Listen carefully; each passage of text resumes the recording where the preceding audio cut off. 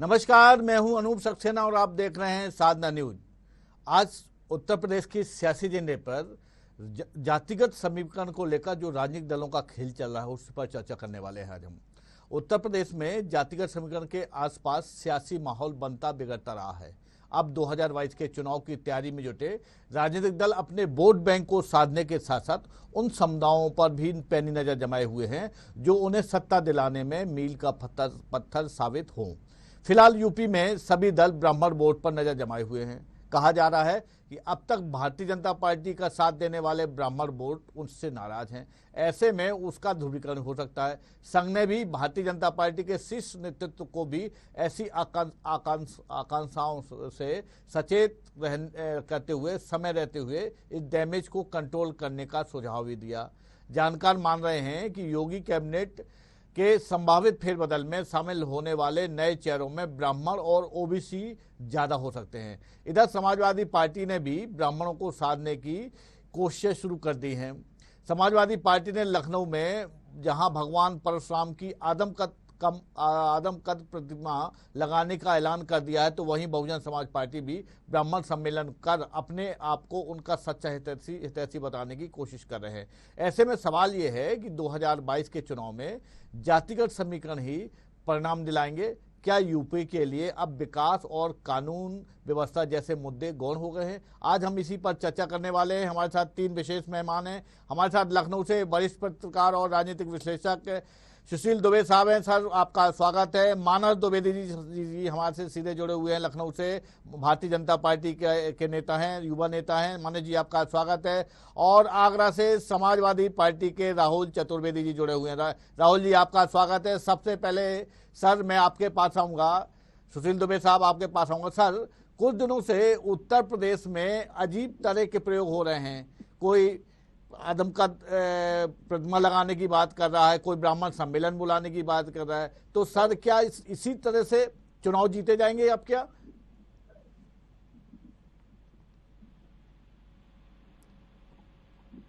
सुशील दुबे साहब, सुशील दुबे साहब, आपको आवाज आ रही है मेरी? सुशील दुबे सर, चलिए। राहुल चतुर्वेदी साहब, राहुल चतुर्वेदी जी, आपको आवाज आ रही है मेरी? राहुल, आपकी आवाज में कुछ नहीं सुनाई पड़ रहा है। सुशील दुबे साहब, आप जुड़ गए हमसे? चलिए, माना जी जी अनूप जी बताएं। सर, ब्राह्मण जो वोट था कभी बीजेपी का पैटर्न रहता था। मतलब अगर चुनाव का समय आता था तो ऐसा माना जाता था कि ब्राह्मण हैं तो वोट भारतीय जनता पार्टी को ही जाना है। सर, ऐसा क्या हो गया है इस 4 साल में कि अब आपको ब्राह्मणों को एकजुट करने के लिए तमाम प्रयास करने पड़ रहे हैं? सर देखिए अनूप जी, भारतीय जनता पार्टी किसी नहीं है। भारतीय जनता पार्टी किसी वर्ग विशेष अथवा समुदाय विशेष की पार्टी नहीं है जी। भारतीय जनता पार्टी सभी जाति सभी वर्ग को जी साथ में लेके चलने का कार्य करती है जी। भारतीय जनता पार्टी का नारा है, माननीय प्रधानमंत्री नरेंद्र भाई मोदी जी का ये नारा है कि सबका साथ, सबका विकास और सबका विश्वास। जी। चाहे वह हिंदू हो, मुस्लिम हो, सिख हो, ईसाई हो, बौद्ध हो, जी, किसी भी धर्म के लोग हों, हाँ। अथवा किसी भी जाति के लोग हों, हाँ। चाहे ब्राह्मण हो, ठाकुर हो, क्षत्रिय हो, वैश्य हो, शूद्र हो, भारतीय जनता पार्टी हर एक जाति हर एक वर्ग को लेके चलने वाली पार्टी है। और भारतीय जनता पार्टी एकात्म मानववाद के नीतियों में विश्वास रखती है। लेकिन माना जी, पिछले कुछ दिनों का घटनाक्रम अगर आप देखें तो आप दूसरे दल से ब्राह्मण नेता लेके आ रहे हैं। आप ब्राह्मणों को तरजीह देने की बात हो रही है। संभावित मंत्रिमंडल पे जो हमारे पास खबर, उसमें ज्यादा से ज्यादा ब्राह्मण नेताओं को शामिल किया जा रहा है। अब जब चुनाव आ गए हैं, अगर आप इतने ही हितैषी थे तो इन नेताओं को आपने पहले क्यों नहीं शामिल किया? सर नहीं, ये तो शीर्ष नेतृत्व पे आधारित बातें हैं जी। जब उन लोगों ने, चाहे जितिन प्रसाद जी हो चाहे अथवा कोई और नेता हो, जब उन्होंने अपनी इच्छा व्यक्त की, शीर्ष नेतृत्व ने उस पर अपना विचार विमर्श किया और उन्होंने उनको शामिल कर लिया। इसमें इतना प्रोपेगेंडा बनाने की क्या आवश्यकता है? 4.5 साल आपने ध्यान नहीं दिया और उनको भी इच्छा नहीं हुई। चलिए, खैर, सपा नेता राहुल चतुर्वेदी साहब। जी सर। सर, चुनाव सामने हैं, अब आपको भगवान परशुराम जी की याद आ रही है? देखिए सर, इस काल में जो शुरू से ब्राह्मणों पर अत्याचार और हत्या हुई है जी, मैं उसका आपको क्या बखान करूं और क्या बताऊं आपको जी। सबसे पहला सरकार बनते ही उस तिवारी दंपत्ति पर हत्याकांड हुआ जी, वो अभी तक पता नहीं जी। 26 जून 2017 में रायबरेली के ऊंचाहार में ब्राह्मण परिवार के संग 7 सदस्यों की हत्या हुई जी, उसका अब तक खुलासा नहीं। जी। फतेहपुर सीकरी जिले में कोतवाली में रहने वाले शिक्षक बाल किशोर तिवारी की हत्या हुई उसका पता नहीं। बस्ती में रहने वाले आदित्य नारायण तिवारी की हत्या हुई। झांसी में जगदीश परिवार की हत्या हुई। 14 अक्टूबर 2019 को झांसी जिले की पीपली बाजार में 5 ब्राह्मणों के परिवारों को हत्या कर दी गई। बस्ती जिले में एपीएन कॉलेज के पूर्व छात्र संघ अध्यक्ष की तिवारी की हत्या। मेरठ में मुकेश शर्मा जी की हत्या। कितनी हत्या ब्राह्मण हुई है। और सबसे बड़ी बात मैं आपको बताना चाहता हूँ कि अभी परसों ही आगरा में राहुल शर्मा जो इकलौता लड़का था उस परिवार का जिसके पिता विक्षिप्त थे और माँ बेचारी बेड पर लेटी हुई और बहन विधवा है, इकलौते लड़के को जमीन के चक्कर में हत्या कर दी गई जबकि उसने एक आवेदन किया एसडीएम साहब के यहाँ और एसडीएम साहब के आरोपी को शून्य माना गया। वो उसकी भी परसों स्विफ्ट के राहुल जी, आप जो ये बात उठा रहे हैं ये कानून व्यवस्था का से जुड़े हुए मामले हैं, इसमें आप राजनीति कहाँ कर देख रहे हो आप? मैं कानून के लिए ब्राह्मण एक मिनट मानस जी, एक मिनट बात पूर्ण दीजिए। एक ही समुदाय के लोगों को टारगेट करके हत्या की जा रही है। जी। सबसे पहले तिवारी जी की हत्या की गई। जी। क्या दोष था उनका? राहुल शर्मा, मैं आपको जातिगत आंकड़े के हिसाब से नहीं बता रहा, मैं आपको ये बता रहा हूँ कि चुन चुन के एक ही समाज के लोगों को टारगेट करके हत्या आखिर क्यों की जा रही है? ये संयोग हो सकता है सर, इसे आप राजनीति के चश्मे से क्यों देख रहे हैं? सहयोग में केवल ब्राह्मण परिवार टारगेट पे आएंगे, ब्राह्मण परिवार लक्ष्य में आएगा मारने के लिए। कितने ब्राह्मण की हत्या करेंगे आप? आया है जी। अथवा देश में जब चुनावी बेला आई है, हाँ। ये लोकतंत्र की हत्या करने वाले समाजवादी पार्टी, बहुजन समाज पार्टी और कांग्रेस पार्टी हमेशा लोकतंत्र की हत्या करती है। जनता को ब्राह्मण ठाकुर लड़ाती है, जनता को लाला बनिया लड़ाती है, हिंदू मुस्लिम दंगे कराने का काम कोई और नहीं करता, खाली समाजवादी पार्टी करती है। लोकतांत्रिक हत्या तो आपने करी है। चलिए राहुल जी, अब बहुत समय है। राहुल जी बंद करें, जनता मानस जी को जोड़ने का काम करें जो मोदी जी कर रहे हैं और उत्तर प्रदेश में परम पूजनीय योगी जी कर रहे हैं। चलिए मानस जी, मैं वरिष्ठ पत्रकार जी को इन कर लेता हूँ। सुशील दुबे साहब, आपको मेरी आवाज आ रही है? हेलो सुशील दुबे सर, आपको आवाज आ रही है? नहीं आया, थोड़ा बहुत सुनाई पड़ रहा। शुरू में मैं कुछ नहीं सुन पाया, क्या सवाल जवाब हुआ?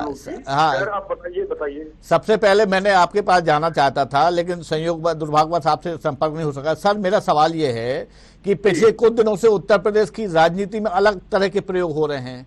कोई भगवान परशुराम के आदम का मूर्ति लगाने की बात कर रहा है, कोई ब्राह्मण सम्मेलन बुलाने की बात कर रहे हैं, सत्ताधारी दल में ब्राह्मण चेहरों को मैनेज करने की बात हो रही। क्या हो रहा है सर उत्तर प्रदेश में? सर उत्तर प्रदेश में अनूप जी राजनीतिक मजाक हो रहा है जी। आम जनता की दर्द को जगह पर छोड़ के जाति और धर्म की राजनीति के ऊपर केवल कंसंट्रेशन पूरा हो रहा है। कोई हो जी, आप बताइए। मैं बीजेपी के लोग बड़ा भारी अपने आप को बताते हैं कि बड़े सेवक, समाज सेवा, देश को एक कर दिया।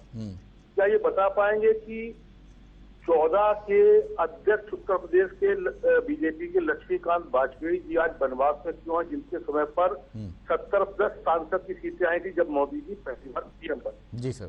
आज वो एमएलसी लायक भी नहीं रह गए जी। 8 साल हो रहा है उनको बनवास में क्यों फेंका गया? क्या ये ब्राह्मण जोड़ने की नीयत हो रही है जी?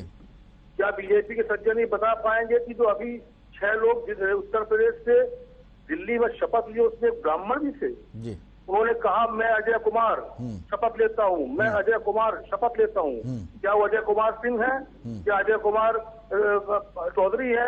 क्या अजय कुमार यादव है? वो अजय कुमार मिश्रा है लखीमपुर के। लेकिन उन्होंने शपथ लेते वक्त एक भी बार मिश्रा क्यों नहीं कहा कि मैं अजय कुमार मिश्रा फला फला इस सत्यनिष्ठा की शपथ लेता हूँ? जी जी। क्या ऐसे ब्राह्मण जोड़े जाएंगे बीजेपी में जी?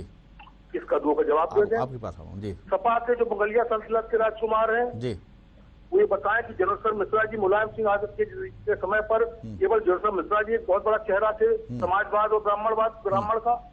आज उनके पास कौन सा ऐसा बड़ा चेहरा है ब्राह्मण का जिसके दम पे वो ब्राह्मण जोड़ के सम्मेलन और पता नहीं क्या क्या करेंगे जी?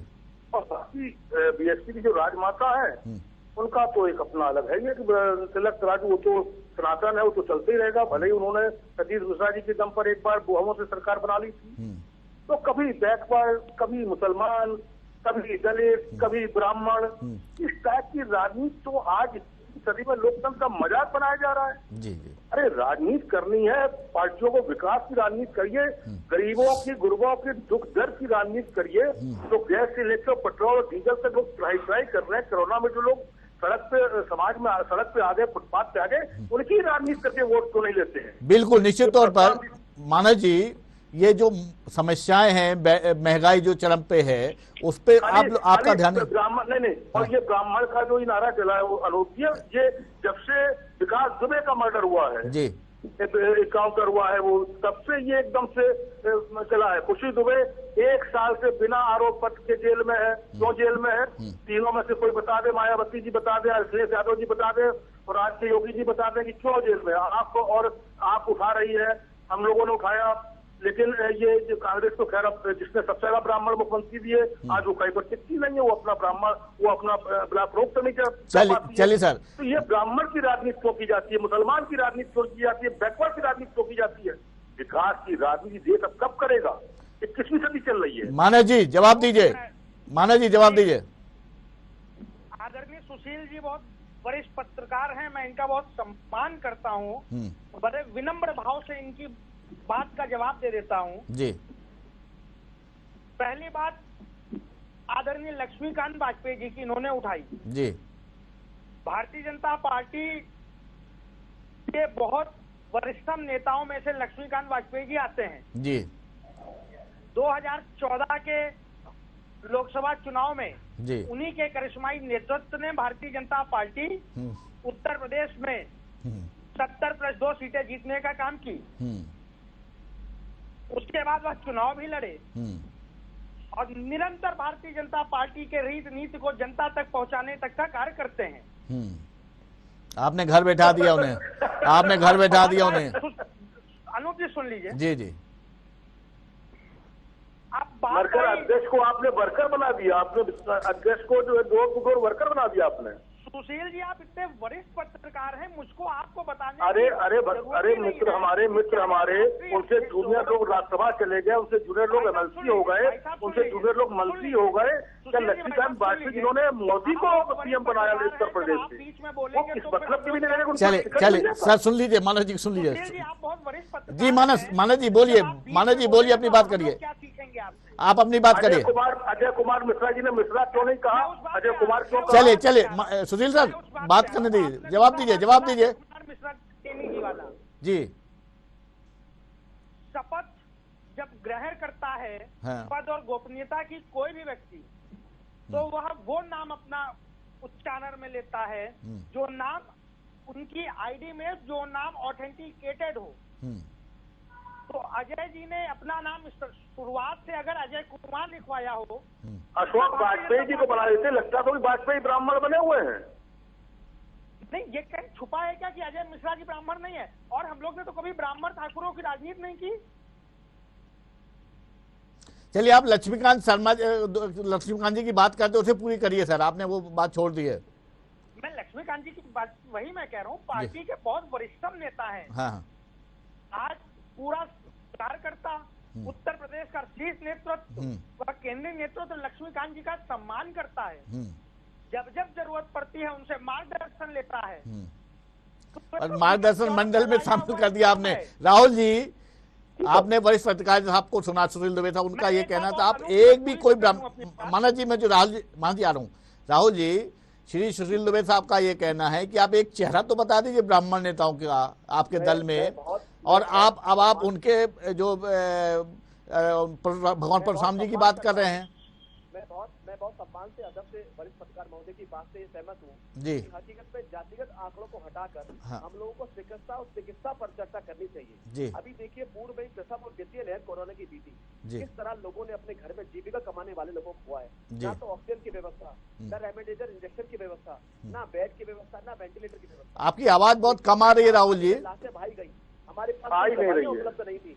राहुल जी आपकी आवाज कम आ रही है। नेट हमने कहा जी, हमारे पास किसी भी तरह की कोई व्यवस्था इन लोगों के पास नहीं थी। ना तो रेमडेसिविर इंजेक्शन की थी, ना ऑक्सीजन, ना वेंटिलेटर और ना बेड। लाशें बहाई गई है पानी गंगा जल के अंदर। इन्होंने किसी तरह की कोई व्यवस्था नहीं रखी। आप मुद्दे को मत भटकाइए राहुल जी, जो सब्जेक्ट है वैसे उस पर बात करिए। सुशील दुबे साहब ने कहा, पूछा आपसे कि किसी एक आपके दल में किसी एक ऐसे नेता का नाम बताइए जो ब्राह्मण समुदाय से आता हो।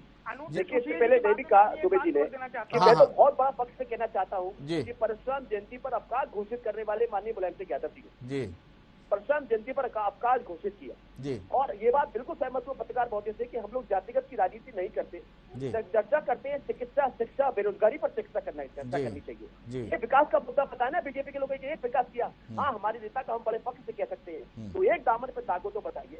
एक्सप्रेस वे उन्होंने बनाया, आगरा से ये लोग जब लखनऊ जाते हैं तो 3 घंटे के अंदर कन्नौज, कानपुर, आगरा हर जगह पहुंचते हैं। तो ये काम बताएं, फाइटर प्लेन उन्होंने उतारा सबसे पहले आगरा के अंदर। आप ये काम बताइए ना, एक विकास कार्य बताने को तैयार नहीं है, शिक्षा के रूप में बताने को तैयार नहीं है, बेरोजगारी बढ़ती जा रही है, चिकित्सा पे आप लोगों ने देखा कोरोना की क्या स्थिति हुई है।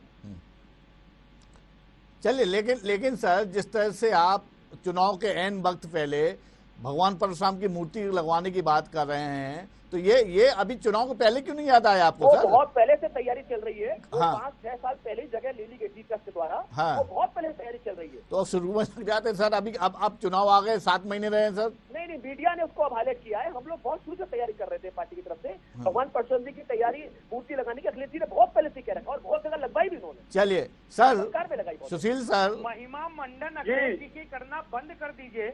अखिलेश जी की सरकार ने गरीब, मजदूर, मजलूम, किसान, युवाओं के साथ छलावे के अलावा कोई और दूसरा कार्य करने का माना जी आ रहे हैं आपके पास, माना जी आ रहे हैं। क्या कार्य कर लिया तरफ और आपने उत्तर प्रदेश में सरकार बन रही है, तब आपने चूड़ियां तोड़ने का काम किया है, आप विधवा विलाप करने का। चलिए माना जी दोनों मेहमान से। सुशील सर, जिस तरह की राजनीतिक कवायद चल रही है उत्तर प्रदेश में, क्या माना जाए कि आने वाले चुनाव में विकास जैसे मुद्दे गौण हो गए हैं सर? क्या हमने आलोक जी पहले ही आपसे कहा, मैंने क्षोभ भी व्यक्त किया इस बात के लिए, खेद भी व्यक्त कर रहा हूँ जी।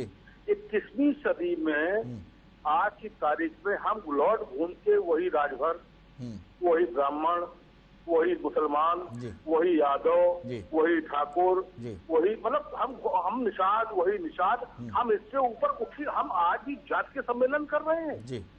हमें आपका इतना प्रतिष्ठित चैनल है, हम तो खाली इसी बात को लेके आज वो हैं कि क्या लीडर हमारा जय श्री राम से शुरू होकर और जातीय सम्मेलन तक ही खत्म हो जाएगा लीडरशिप हमारी जी। हमको आज की तारीख में जो निरीह जनता, जो मासूम जनता, हालांकि मासूम अब उतनी नहीं है, जो नीडी जनता हर चीज में तरस परेशान है, आप सब देख चुके हैं, ये लीडर भी देख चुके हैं, जो अपनी अपनी पार्टियों की मजबूरी में नौकरी भी कर रहे हैं, उनके प्रवक्ता, उनका सम्मान भी है। क्या कहीं पर भी ये पॉजिटिव मुद्दों पर, मैंने बार बार आपके चैनल पर कहा कि पॉजिटिव मुद्दों पर कभी ये लीडर एक हो पाते हैं? चलिए, कोई पूर्वांचल एक्सप्रेस वे को लेकर घूमता रहता है, तो कोई खाली एक आगरा एक्सप्रेस, अरे बन गया 7-8 साल पहले बन गया भैया, तो सीएम का काम यही करना तो है कि विकास का काम करें, जनता के आंसू पहुंचे, दुख। आज ये जो बता पाएंगे कि पेट्रोल कहाँ जा रहा है, गैस, आज हमने अभी गैस दी है 910 रुपए दिया, अभी आधे घंटे पहले गैस वाला गया है। तो आखिर ये सब चीजें एक दूसरे से कोरिलेट करती है कि नहीं करती हैं? बिल्कुल, डीजल महंगा होगा तो अगर कोई सर कोई उसी बात अदोपी, कौन जानता है डीजीपी कहाँ गई, कब डीजीपी का पूरा सकल उत्पाद का कोई पूरा जो वो इंग्लिश का पूरा अर्थ नहीं बता पाएगा, जीडीपी का अर्थ पूरा क्या होता है। और जीडीपी बोलते हैं लोग, हालांकि मैं उत्तर नहीं सुन पा रहा हूँ, आर्थिक चीजें बोलते हैं लोग। अरे एक मामूली सी बात है कि एक आम आदमी, आप ई रिक्शे वाले शुरू करिए और घोड़ाओं से शुरू करिए, उससे पूछिए कि प्रॉब्लम क्या है, वहीं से प्रॉब्लम को उठा लीजिए और सॉल्व करना शुरू करिए। ये जातिवाद के सम्मेलन खत्म हो जाएंगे। बिल्कुल राहुल जी, आप जवाब दीजिए। मैं सहमत हूँ जातिवाद की राजनीति। एक मिनट माना जी, आपके बारे में माना जी, हाँ राहुल जी, सर आप पे एक आरोप, एक सवाल का जोड़ दूं आपसे, इसमें जो आदरणीय सर ने जो बात कही उसका जवाब चाहूंगा, लेकिन एक सवाल आपसे मैं कर रहा हूं सर। आपके नेताओं पर आरोप है कि आपने कार सेवकों पर गोली चलवाई और आपका कोई भी नेता अयोध्या में भगवान राम के दर्शन करने नहीं पहुंचा। अब आप उनके इष्ट भगवान परशुराम की बात कर रहे हैं सर। हम लोग तो सर भगवान भगवान राम की पूजा करते हैं, किस गौ सेवा की पूजा करते हैं, हम लोग तो सबसे ज्यादा करते हैं, हमारे नेता सबसे ज्यादा करते हैं। और ये बात सही है। मैं वरिष्ठ पत्रकार जी की बात से पूर्ण सहमत हूँ कि चर्चा करनी चाहिए महंगाई पर, बेरोजगारी पर, शिक्षा पर और चिकित्सा पर। चर्चा जातिगत से अलग हटनी चाहिए। लेकिन आपके प्रदर्शन कहाँ है सर? एक केवल कोरम पूरा कर रहे हैं आप, 4.5 साल खामोश रहे सर। आप कहाँ रहे? आपको जिस तरह से विपक्षी भूमिका निभानी चाहिए, आप दिल पे हाथ रख के बोली, क्या ऐसा हुआ है? क्या आपने किया है क्या सर? 4.5 साल आपने क्या किया? आप जिन मुद्दों पे सुशील दुबे साहब ने आपका ध्यान आकर्षित किया और आप उस पर सहमति जता रहे हैं, उसके लिए आपने क्या किया सर? मैं बड़े फक्र से कहना चाहता हूं कि हमारे नेता ने अपने परिवार के संग बैठ के और प्रवासी मजदूरों को खाना बांटने का काम किया, उनको यहाँ से भेजने का काम किया। जहाँ वो लोग निकल रहे थे, हमारी पूरी टीम ने सर महंगाई इतनी, हम लोगों ने ब्लड कैंप लगाए हैं हर जिले में जा जाकर। अनूप जी, इन लोग के पास कोई जवाब नहीं, मैं जवाब दे देता हूँ। ये सब तथ्यहीन बातें कर रहे हैं। चलिए बोलिए आप बोलिए। बातें कर रहे हैं जी माना जी बोलिए। सबसे पहले जो आज ये चतुर्वेदी जी और दुबे जी बोल रहे हैं अपनी बात, मैंने डिबेट में आते ही कहा था कि आज 21वीं सदी का भारत है। ब्राह्मण ठाकुर से हट के हम लोगों को विकास के मुद्दे में बात करनी चाहिए और मोदी जी की वही नीति है, सबका साथ, सबका विकास, सबका विश्वास जी। और सुशील जी को मैं बता दूं कि भारतीय जनता पार्टी का कार्यकर्ता प्रतिष्ठित होता है, शिक्षित होता है। अरे भाई लक्ष्मीकांत वाजपेयी का अच्छा एक चीज डोमेस्टिक प्रोडक्ट, पहले लक्ष्मीकांत वाजपेयी का मोदी जी विश्वास ले रहे हैं, फिर तो सबकी साथ सबकी बात कीजिएगा भाई साहब। पूर्वांचल एक्सप्रेस अखिलेश सरकार जी की देन है। और उसके बाद जो चतुर्वेदी जी ने एक बात कही कि इनके नेता प्रवासी मजदूरों को, श्रमिकों को खाना बांटने का काम कर रहे थे, तो मैं इनकी जानकारी के लिए इनके कान में एक बात डाल दूं कि भारतीय जनता पार्टी का कार्यकर्ता सेवा ही संगठन कार्यक्रम के माध्यम से भारतीय जनता पार्टी के माननीय राष्ट्रीय अध्यक्षों, माननीय प्रदेश अध्यक्षों, भारतीय जनता पार्टी के विधायक, सांसद, मंत्री अथवा बूथ लेवल का कार्यकर्ता हो, सेवा ही संगठन के माध्यम से। सर माना जी चलिए, ये आप पुरानी बातें कर रहे हैं, पुरानी बात है। माना जी एक सवाल कर लूं मैं, अभी आपको याद हो या आपके संज्ञान में हो, संघ ने स्पष्ट चेतावनी दी है कि आप उत्तर प्रदेश में ब्राह्मण समुदाय आपसे नाराज है, अगर आपने डैमेज कंट्रोल नहीं किया तो परिणाम विपरीत हो सकते हैं। अनूप जी, यही बहन जी थी जो नारा दिया करती थी कि तिलक तलवार, तराजू और तलवार इनको मारो, जूते चार जी। उस समय ब्राह्मण प्रेम कहाँ था इन लोगों का? अरे मेरे सवाल का जवाब दीजिए ना सर। समाजवादी पार्टी की यही सरकार थी जो ब्राह्मणों को गाली देने का काम करती थी। चलिए सुशील दुबे साहब, आप दोनों मेहमान आपके साथ हैं, आप सीधे कोई सवाल करें इनसे सर। चलिए आप शांत रहिए, समय का दोनों मेहमान, सुशील दुबे सर जी, आप दोनों मेहमान साथ में, आप सीधे सवाल कर सकते हैं सर, दोनों से एक सवाल कर लीजिए। मैं तो ये सवाल तो खैर ये सब बड़े सीनियर पत्रकार वो प्रवक्ता है पार्टी के, मेरी नहीं हैसियत है मैं उनसे सीधे सवाल करूं, लेकिन अनुरोध जरूर कर सकता हूं कि बीजेपी के जो प्रवक्ता महोदय वो बताएं कि सबका साथ सबके विकास की बात कर रहे थे, पहले अपने लक्ष्मीकांत वाजपेयी जी का विकास कर रहे जिन्होंने मोदी का विकास किया है, उनका विश्वास और विकास क्यों नहीं कर रहे हैं? चलिए जल्दी से जवाब दीजिए मानव जी। और खुशी दुबे निर्दोष 1 साल में बिना आरोप पत्र के जेल में क्यों है? जी मानव जी जल्दी से जवाब दीजिए। आप अपने कानून मंत्री कानून व्यवस्था से बात करके सर इनका जवाब सुनिए। नाबालिग बच्ची ये तो पड़ी हुई है सर, इनका जवाब सुन लीजिए, बताइए। बोल चुका हूँ, नाबालिग शब्द हम नाबालिग नहीं, बात करनी है किसी को तो करे, उसको और दूसरा सभा के महोदय मित्र हमारे ये सर पहले इनका जवाब सुन लीजिए सर। बने हुए इनका हनुमानगढ़ी राम मंदिर के दर्शन करने क्यों नहीं गए? अरे आप भी कराते, आप भी राम जी पे अपना दावा ठोक देते, क्या दिक्कत थी? सुन लीजिए पहले सुन लीजिए सर को जी। और आपका ब्राह्मण चेहरा सभा के महोदय बता दें, इनका ब्राह्मण चेहरा जी बाद में जल्दी बोलिए माना जी जल्दी सर। लक्ष्मीकांत वाजपेयी जी के विषय में मैंने पहले भी बोल दिया, मैं बार बार बोल रहा हूँ, लक्ष्मीकांत जी बहुत वरिष्ठ नेता हैं। जब पार्टी चाहेगी, अरे वरिष्ठ नेता है, मंत्री क्यों नहीं है, एमपी क्यों नहीं है? वरिष्ठ नेता तो है, वो अपनी उम्र से वरिष्ठ नेता है, लेकिन जिन्होंने पीएम बनाया उत्तर प्रदेश से वो मंत्री क्यों नहीं है? इसमें किसी एमपी क्यों नहीं है, वो मंत्री क्यों नहीं है? लक्ष्मीकांत जी के अध्यक्षी में भारतीय जनता पार्टी उत्तर प्रदेश में 72 सीटें जीती हैं। गौरव क्षण था 2014 उत्तर प्रदेश के लिए। दिल्ली से आके सुबोध त्रिवेदी राज्यसभा बन सकते हैं, लक्ष्मीकांत वाजपेयी क्यों नहीं बन सकते हैं? सुन लीजिए, जवाब सुन लीजिए, जब बोलते हैं पूछते हैं तो सुन लिया करिए। तो और उसके बाद समाजवादी पार्टी के मित्र से पूछना चाहता हूँ, इनके पास तो इस समय अंतर कलह। चलिए वो छोड़िए सर, समाजवादी पार्टी का क्या सवाल था आपका? समाजवादी पार्टी राहुल से पूछ लीजिए सर। हाँ, राहुल जी से मेरा सवाल आप नहीं ये लोग अंतर कलह मच रहे हैं कि ब्राह्मण नेता कौन है। ठीक है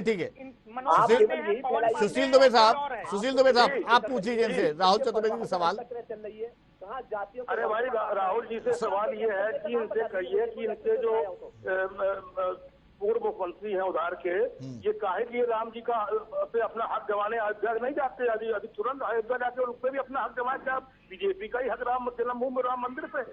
और दूसरा ये बताया कि इनका ब्राह्मण नेता कौन है सलमान, और तीसरा ये बताया जिला पंचायत उन्होंने कितने ब्राह्मणों को टिकट दिए थे? लड़ाई चल रही है, मनोज पांडे है, पवन पांडे है, अरे आप छोड़ो, आप रहिए। राहुल जी आपसे सवाल है, राहुल जी बताइए। जी सर। बताइए, जवाब दीजिए। जी सर। सुशील दुबे साहब ने कुछ सवाल किया है आपसे। सर बताएं सर, पूछे सर। उनका ये कहना है कि आपने अयोध्या मामले में छोड़ दिया, आपके नेता कभी वहां नहीं गए, अयोध्या नहीं गए दर्शन करने। अखिलेश यादव जी की बात कर रहे हैं वो। कौन मान रहा है, किसी जी को कौन मान रहा है? जी भगवान एक ही है सर, ईश्वर एक ही है जी। और कोई आधारहीन बात करते हैं ये और ब्राह्मण नेता बताइए, एक चेहरा बताइए सर राहुल जी। सरोकार नहीं है ब्राह्मणों से, कोई सरोकार नहीं है विकास से, कोई सरोकार नहीं है किसी जन कल्याणकारी योजना। चलिए आज समय इतना ही इजाजत दे रहा है। राहुल चतुर्वेदी जी, मानस जी, जो मुख्य विषय था उस पर उससे कहीं ना कहीं आप लोग गोलमोल कर रहे हैं। वरिष्ठ पत्रकार जी ने जिस तरह से बात उठाई उस पर उसका जवाब ना तो आपने दे पाए और ना राहुल चतुर्वेदी दे पाए। ये अच्छी बात, मतलब ये सारी चीजें जो है इस पे स्पष्ट बात होती तो कहीं ना कहीं देवेश को सार्थकता मिलती। चुनाव आते ही राजनीतिक दलों द्वारा जिस तरह से जातिगत समीकरणों की बात कवायद की जाती है वो किसी भी स्तर पर लोकतंत्र के लिए उचित नहीं है। अच्छा होता कि जब सत्ता में रहते तब सर्वहारा वर्ग के उत्थान की बात की जाती, तो कम से कम एन चुनाव के वक्त किसी भी दल को जातिगत समीकरण फिट नहीं करने पर होते। राहुल चतुर्वेदी जी आपका, मानस जी आपका और वरिष्ठ पत्रकार श्री सुशील दुबे साहब आपका, तीनों मेहमानों का बहुत बहुत शुक्रिया। हम कल एक सियासी एजेंडे में, उत्तर प्रदेश सियासी एजेंडे में नए पैनल और नए विषय को लेकर आपके सामने फिर रूबरू होंगे। तब तक के लिए नमस्कार।